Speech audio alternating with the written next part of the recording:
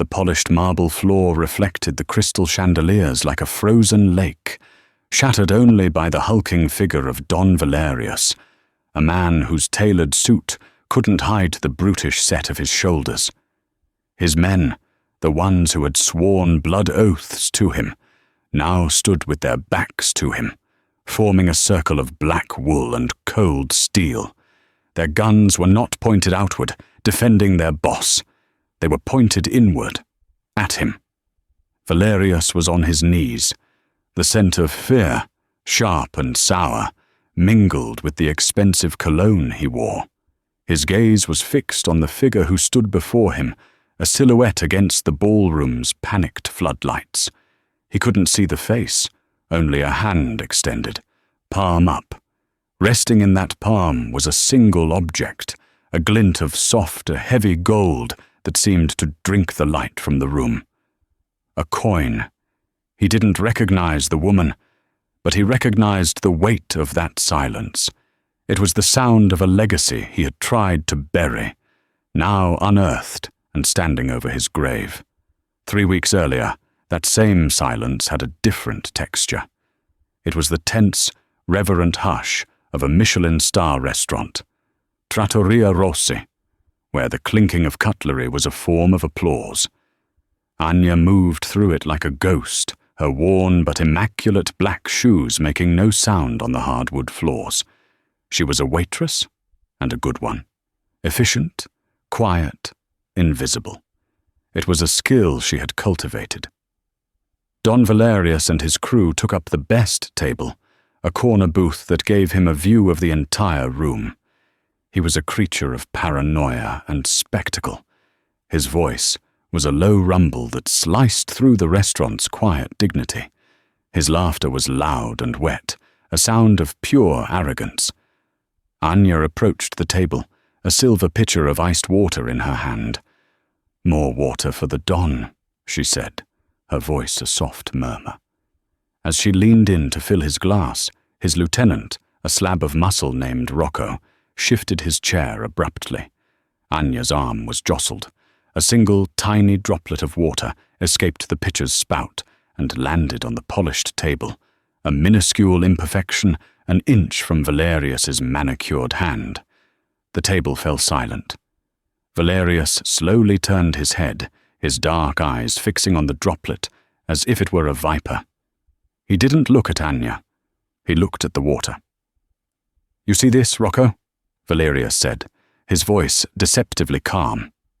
"This sloppiness." "My apologies, Don Valerius. It was my fault," Rocco grunted, but Valerius waved him off. "No, in my world there are no accidents, only incompetence." He finally lifted his eyes to Anya. They were cold, dead things, like chips of obsidian. He scanned her from head to toe, his lip curling in disgust at her simple uniform, lingering on her shoes. They were scuffed at the toes, the leather softened with age. "How much does a pig like you make in a place like this?"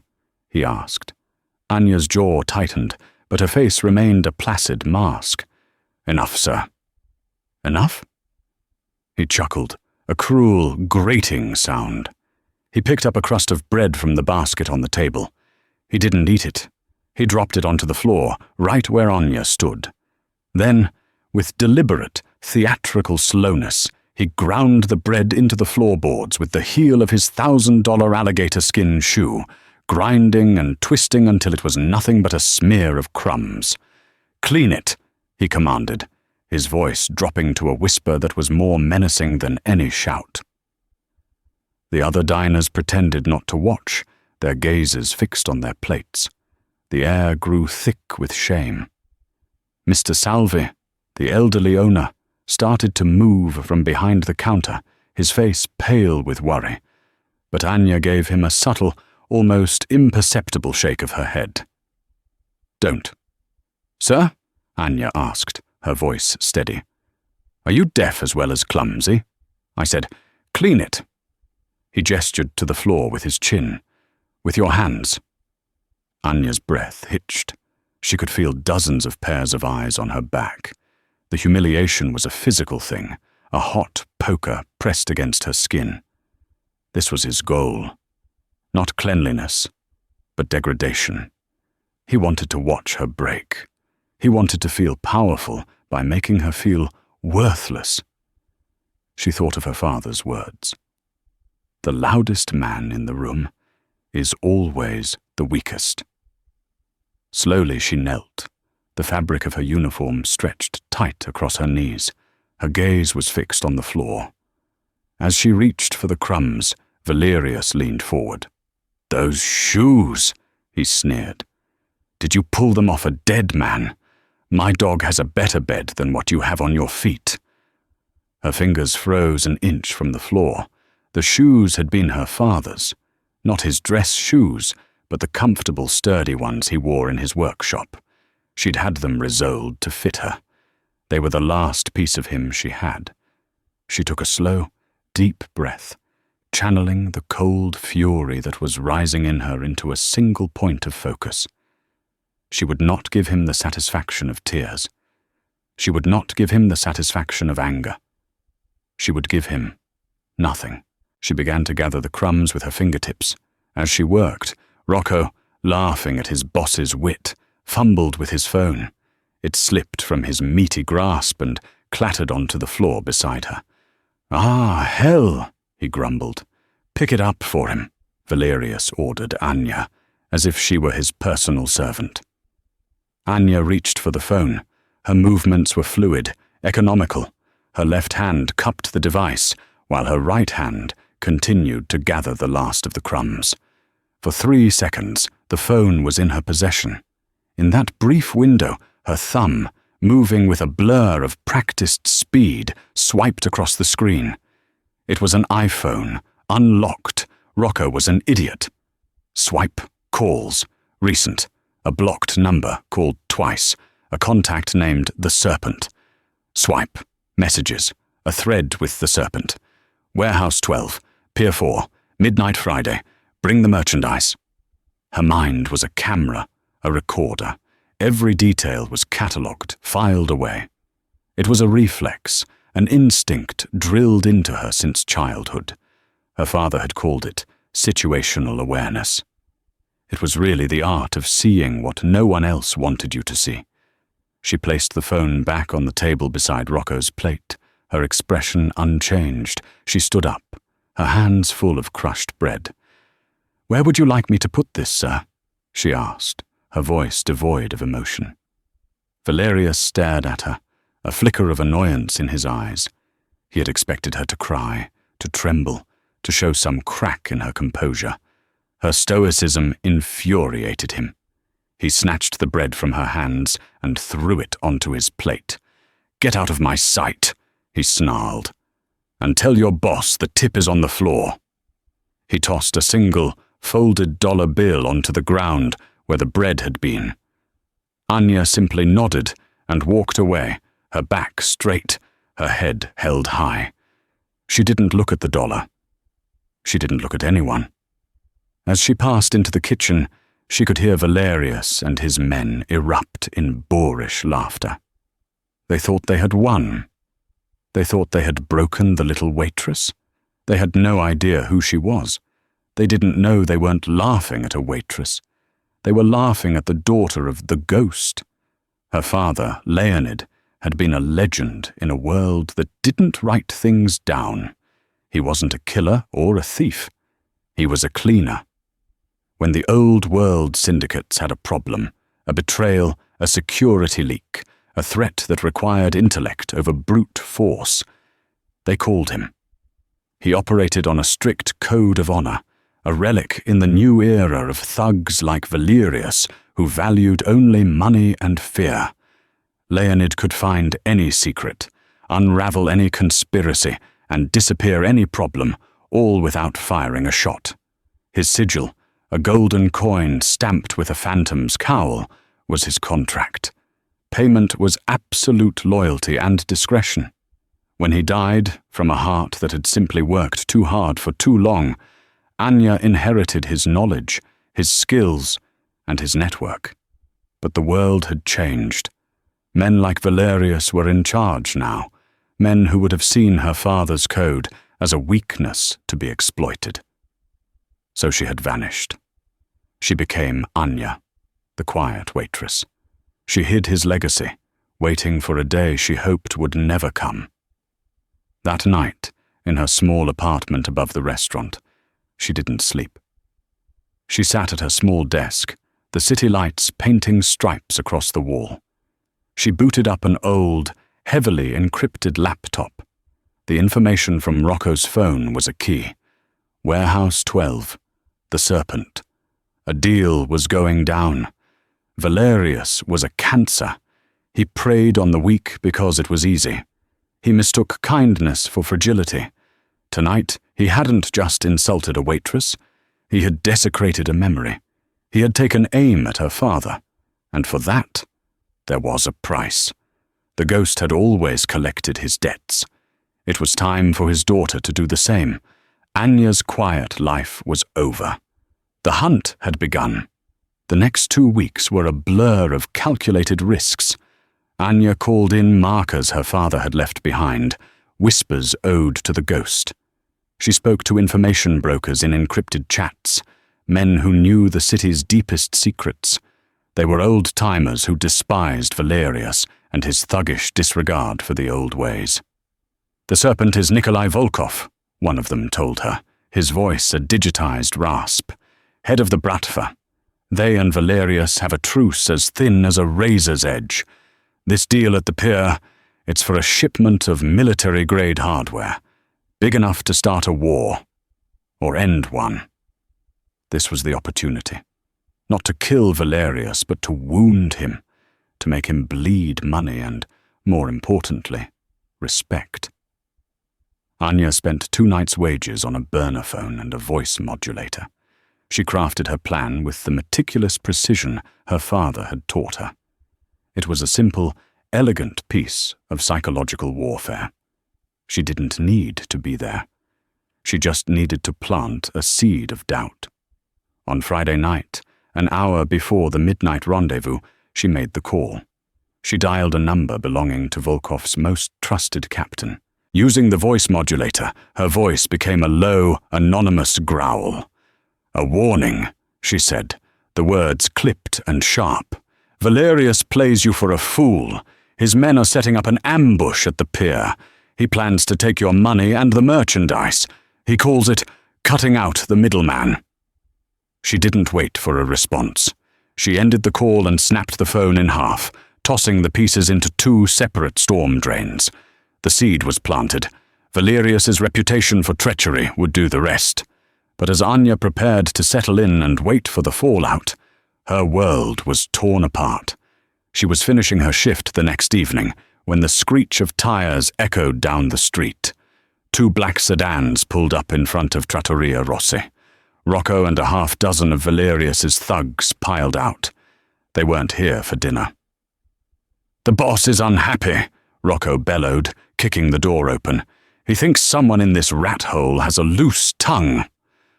Anya's blood ran cold. Had they traced the call? Impossible. This was something else. This was blind, stupid rage. Valerius's deal had gone south, and he was lashing out at the nearest, easiest target. The men stormed into the restaurant, flipping tables, smashing plates. Patrons screamed and fled. Mr. Salvi rushed out from the kitchen, his face ashen. "Please, what is this?" he cried, his hands held up in supplication. "This is a message, old man," Rocco sneered. He shoved Mr. Salvi hard.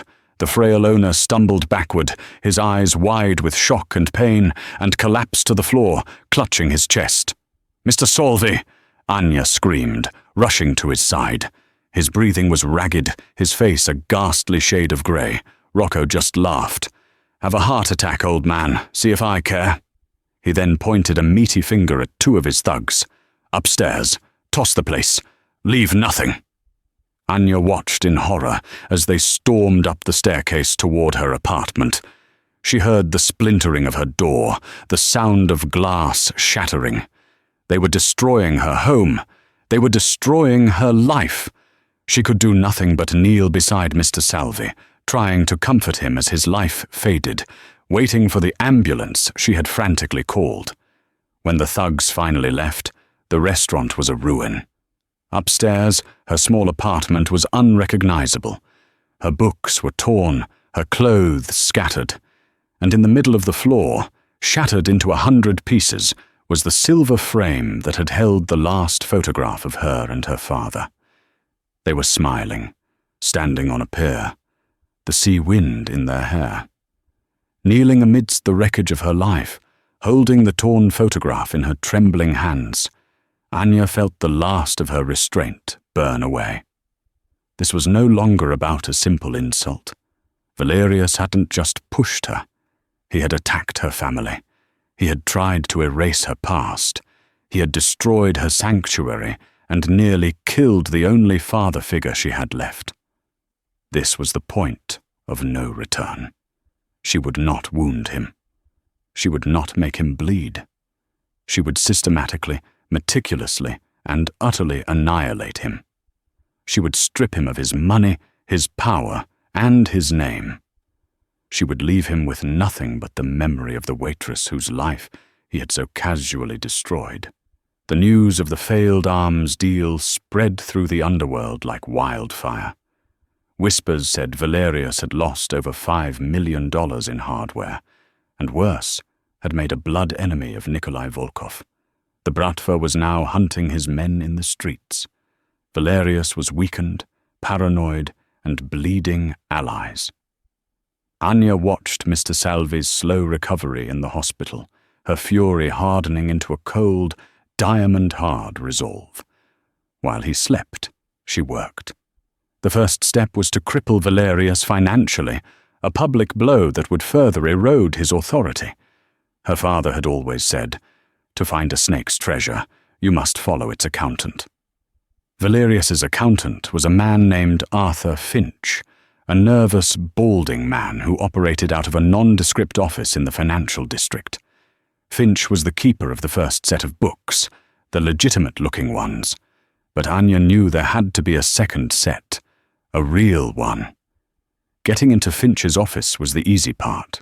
Her father had taught her how to read buildings, to spot security flaws the way a predator spots a limp. A third-floor window was left unlocked by a lazy cleaning crew. At 2 a.m., dressed in black, Anya scaled a drain pipe with the silent grace of a cat. She slipped inside, a ghost in the temple of finance. The office was sterile, impersonal. She didn't turn on the lights, using a penlight held between her teeth.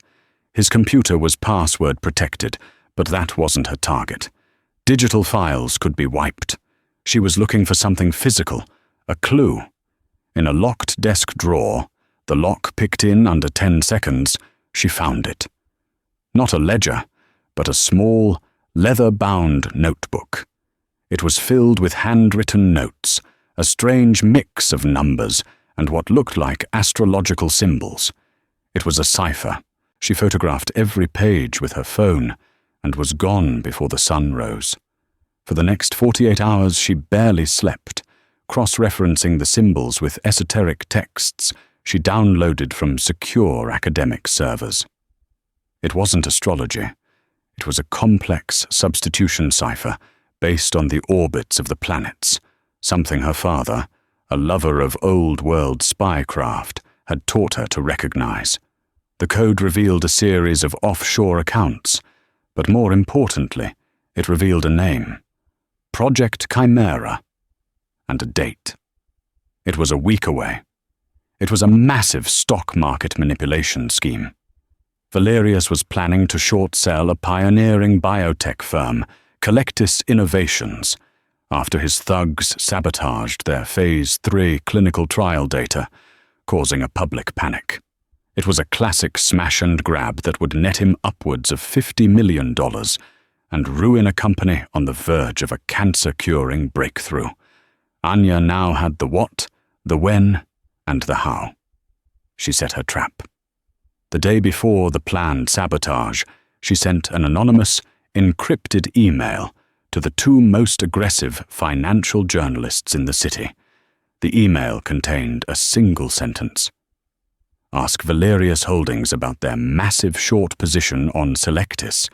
Then ask them about Project Chimera. Simultaneously, she sent another anonymous tip, this time to the SEC, detailing the exact mechanics of the planned sabotage. She provided just enough information for them to start watching, but not enough to reveal her hand. The morning of the planned attack, the news broke. The journalists, smelling blood, ran with the story. The headline was explosive.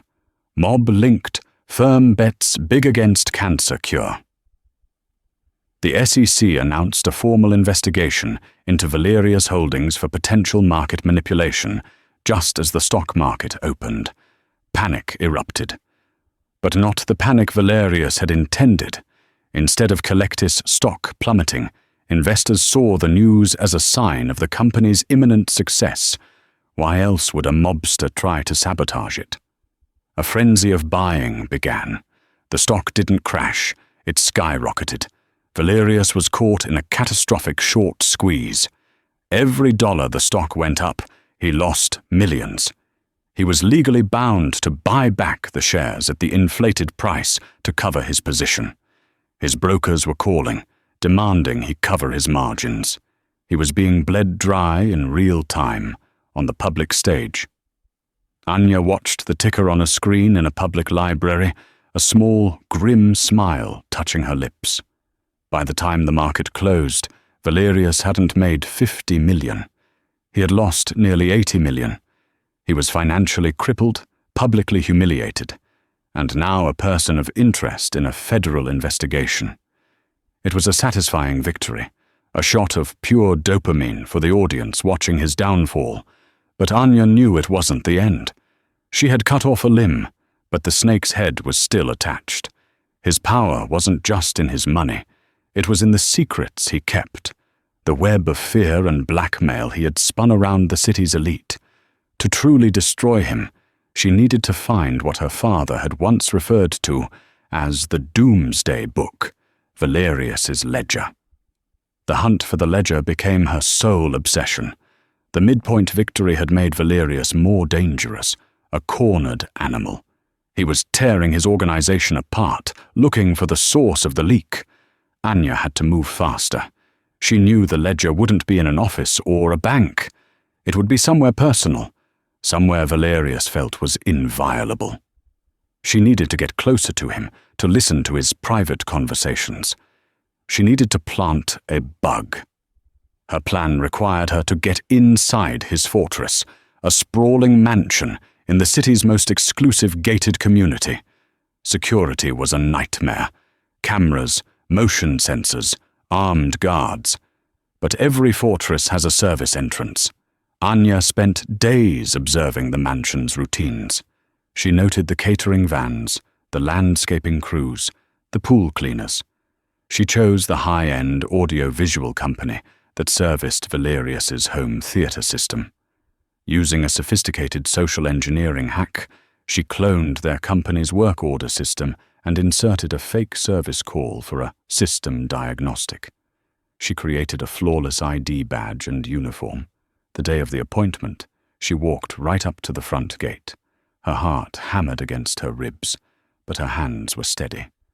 Anya Petrova from Soundscapes, here for Mr. Valerius's diagnostic, she said into the intercom, her voice calm and professional. After a tense moment, the gate buzzed open. Inside, the house was an ode to gaudy excess. Gilt furniture, oversized portraits of Valerius looking Napoleonic, and a palpable sense of dread. Rocco escorted her to the theater room, his eyes never leaving her. "The boss wants this done fast. Don't touch anything you're not supposed to," he grunted. "Of course not," Anya replied sweetly. She worked on the complex system, her hands moving with practiced ease. While her right hand ran diagnostics on the amplifier, her left hand, hidden from Rocco's view, palmed a tiny, state-of-the-art listening device, no bigger than a ladybug. As she pretended to check the wiring behind the main console, she affixed it to a power source, deep within the unit's guts, where it would never be found. Her work was almost done when Valerius himself stormed into the room, bellowing into his phone. "I don't care what it costs. Find me the rat," he roared. He was pale, his eyes bloodshot. The financial loss had taken its toll. He paced the room like a caged tiger. "No one makes a fool of me. No one. I built this empire from my father's dust, and I'll burn the whole city down before I let some ghost tear it apart." Anya kept her head down, pretending to be engrossed in her work. He ended the call and his eyes fell on her. "Are you done yet?" "Just finishing up, sir. Everything seems to be in perfect working order." "Good. Get out." As Rocco escorted her to the door, Valerius's phone rang again. It was his lawyer. Anya could hear his side of the conversation as she left. "The feds are digging deep. No, they won't find it. It's safe. No one would dare go there. It's with my father. He's guarding it, even in death." The words hit Anya like a lightning bolt. With my father, even in death. The mausoleum. Valerius's father was buried in the city's oldest, most prestigious cemetery. The Valerius family mausoleum was a grand, ostentatious marble structure, a monument to ego. It was the perfect hiding place, sacred, private, and a place no one would ever think to search. That night, listening to the feed from the bug she planted, she heard Valerius confirm it in a hushed, paranoid conversation with Rocco. He spoke of a digital ledger, stored on a custom-built, solid-state drive, hidden within a false panel in his father's sarcophagus. It contained everything, every bribe, every murder, every act of betrayal that had paved his path to power. It was his insurance policy and his legacy of sin. Now she knew the location of his heart, and she was going to cut it out. Getting into the cemetery at night was one thing, breaking into a solid marble mausoleum was another. But Leonid had taught his daughter that every lock has a key, and every structure has a weakness. Under the cold light of a full moon, Anya approached the tomb. The heavy bronze doors were impassable, but her father's lessons echoed in her mind. People secure the front door. They never think about the roof. Using a high-tension grappling line, she scaled the marble walls. The roof was adorned with decorative stonework, including a small, stained-glass window designed for ventilation. It was barred, but the bars were old, set in crumbling mortar. With a small, hydraulic wedge from her father's old toolkit, she patiently and silently worked one of the bars loose. She slipped through the opening, landing silently on the cold stone floor inside.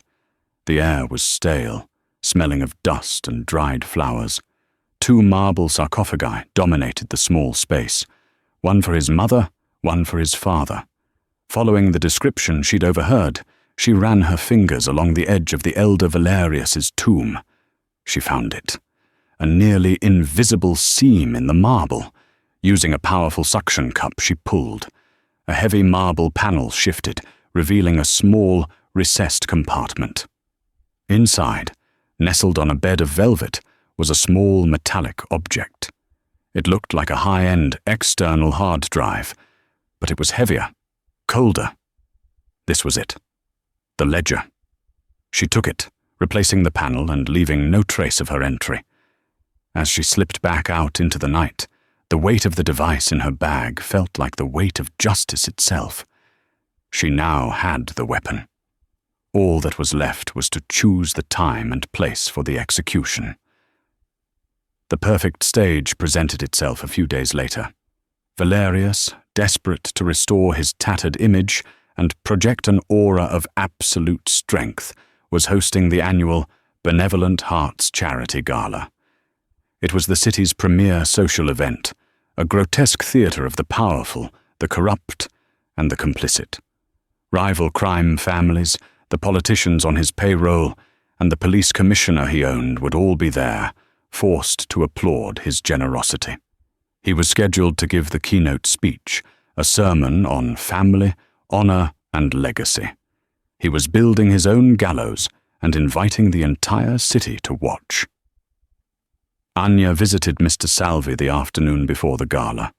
He was out of the hospital, sitting in a chair by the window of his small apartment, looking frail but with a fire in his eyes that hadn't been there before. It was the hard, bright flame of purpose. "You have it?"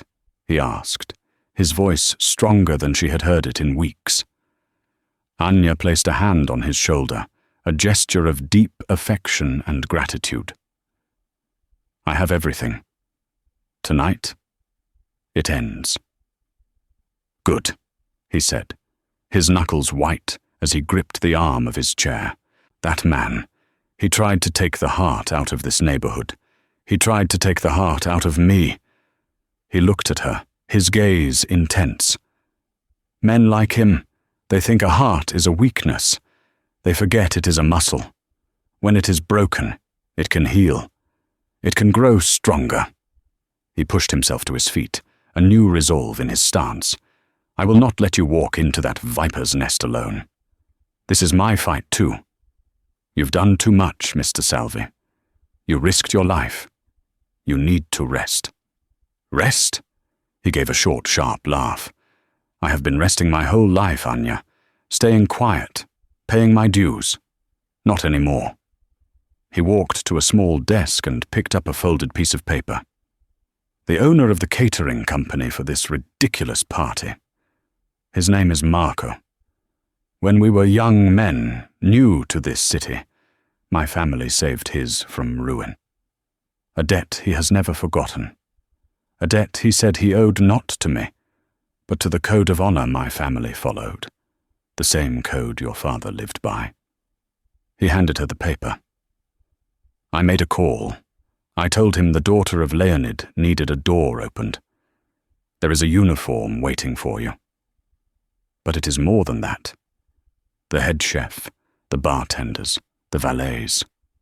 They are old world, Anya. They despise what Valerius has done to the city. They know who your father was. They will not help you fight, but they will be your eyes and ears. They will ensure no one interferes. Tonight, you are not a waitress. You are an honored guest among them." His eyes met hers, and in them she saw the same resolve that burned in her own heart. He was not just a hidden ally. He was the conscience of the city she was fighting for. That evening, Anya became invisible again. Dressed in the crisp black and white of a caterer, she moved through the opulent ballroom, a ghost amidst the glitterati. The air was a suffocating cloud of expensive perfume, cigar smoke, and hypocrisy. She saw Police Commissioner Davies, a man the ledger proved had covered up 3 of Valerius's murders, slapping the back of a judge who was also on the payroll. She saw Councilwoman Sterling, who had rezoned the waterfront for Valerius, displacing hundreds of families, preening for the cameras. They were all here, flies caught in a web they didn't know was about to burn. Her heart was a cold, steady metronome. As she offered a tray of champagne flutes, she passed Commissioner Davies. He took a glass without a word, his eyes sliding right past her, as if she were part of the furniture. The invisibility she had once cultivated as a shield was now her sharpest weapon. In a small pouch hidden beneath her apron, she carried a compact signal hijacker, already synced to the gala's audio-visual system. The contents of the ledger were queued on a secure server, waiting for her command. Finally, the moment arrived. The lights dimmed. A single brilliant spotlight found Don Valerius as he strode to the podium, radiating a reptilian confidence that defied his recent losses. He had lost millions. His enemies were circling. But in this room, surrounded by the puppets whose strings he held, he was still a king. His hubris was a physical force, pressing down on the silent, expectant crowd. "Friends," he began, his voice a rich, resonant baritone that filled the hall. "Family. Tonight, we celebrate legacy. We celebrate the bonds of honor that make this city great. My father, a man of true vision, taught me that loyalty is the only currency that matters. He paused, letting the words hang in the air. Anya, positioned near the AV control booth, watched him. He was a magnificent fraud. In recent weeks, Valerius continued, his tone turning harder, a predator showing its teeth, there have been whispers, rumors spread by rats and ghosts, trying to undermine what we have built. They attack my finances, my reputation. He laughed, a sound of pure contempt that echoed through the hall. But they misunderstand. My power is not in banks or on paper. It is in the loyalty you see in this room tonight. It is in our shared history. It is absolute. As he basked in the smattering of obligatory applause, Anya pressed the activation key on her device. On stage, Valerius puffed out his chest, ready for his grand finale. I have always lived by the code. I have honored those who came before me. My loyalty is my shield, my sword, my... His voice trailed off. Behind him, the massive screens that were supposed to be showing the charity's logo flickered to black. A low hum filled the room. Then, a voice erupted from the speakers, a voice everyone recognized, but one they had never heard like this, raw, vicious, and dripping with contempt. The old man was a fool. Valerius's recorded voice snarled, the sound quality from Anya's bug crystal clear. He trusted me. He drank the wine I poured for him myself. He called me son as the poison stopped his heart. That's how you build a legacy, Rocco. Not by waiting for it, but by taking it.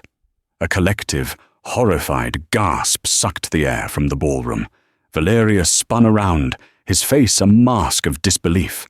He stared at the screens as they flooded with light, not with logos, but with his sins. Bank statements showing 7-figure transfers to Commissioner Davies's offshore account, the date corresponding to a dismissed murder investigation. Scanned blackmail photos of Councilwoman Sterling, damning and sordid. Hit orders, signed with his digital signature, for men whose wives were now widows in this very room, weeping silently at their tables. The ledger, his secret heart, was being vivisected for the world to see. Commissioner Davies dropped his champagne flute, which shattered on the marble floor. Councilwoman Sterling swayed and collapsed in a heap of silk and shame. Chaos erupted. Valerius, his face sheet white with terror, turned to flee. "Shut it off! Shut it off now!" he screamed, but the technician at the AV booth was already backing away, his hands in the air. Valerius's path was blocked. His own men, his most trusted capos, stood before him. Their faces were granite, their eyes holding a terrifying clarity. They had sworn an oath to a Don, not to a patricidal maniac who documented his own treachery.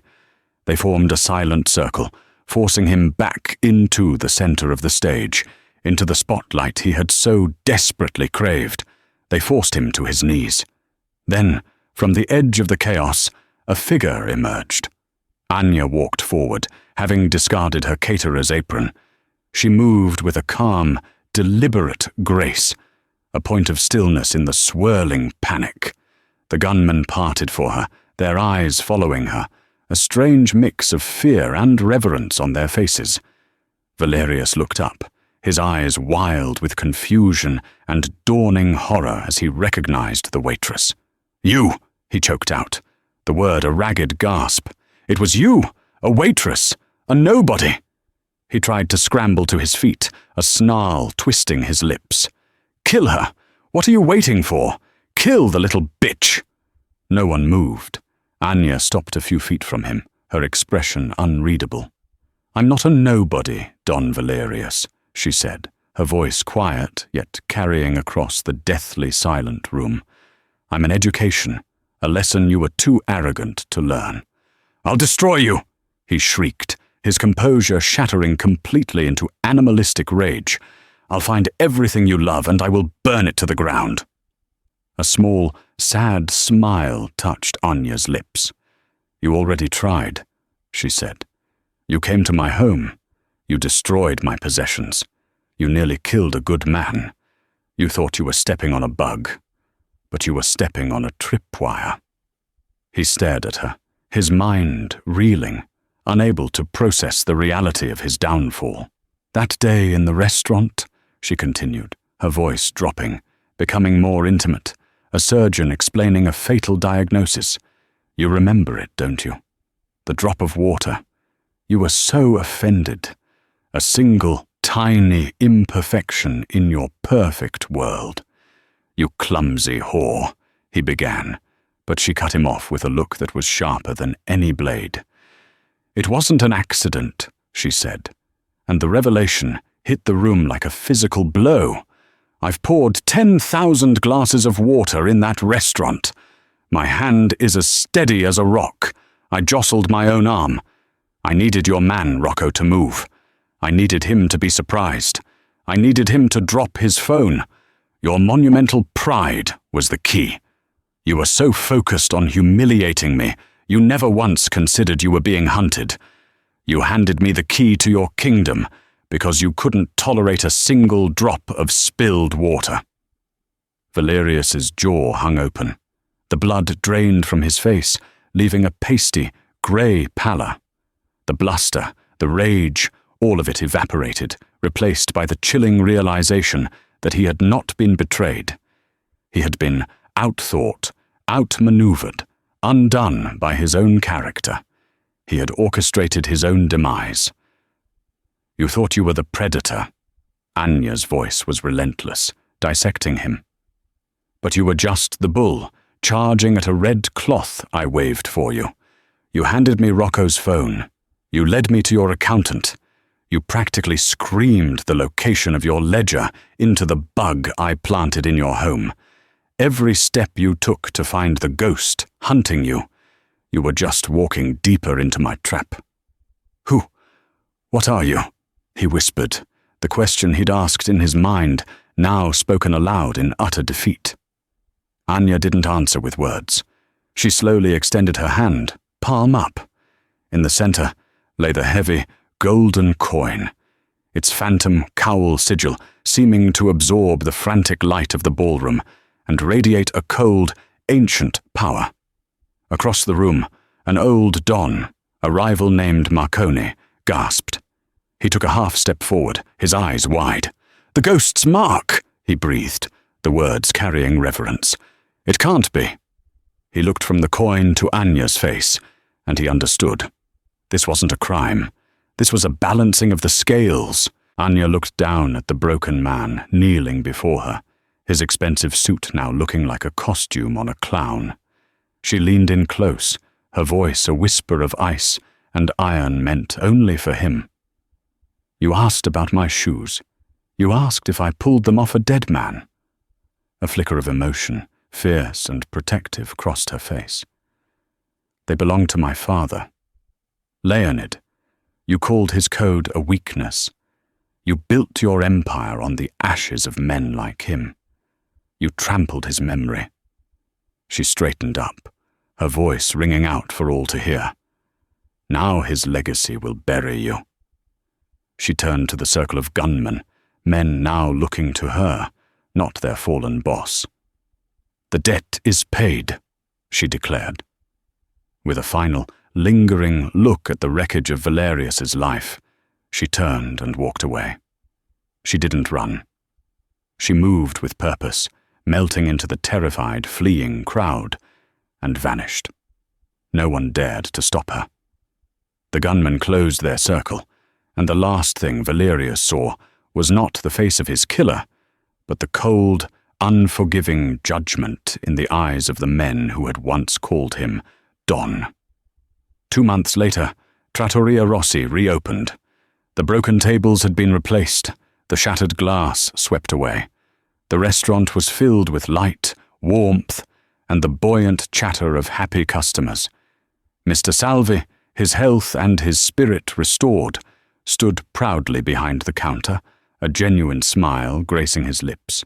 He watched Anya as she moved between tables, not as a ghost, but as a guardian.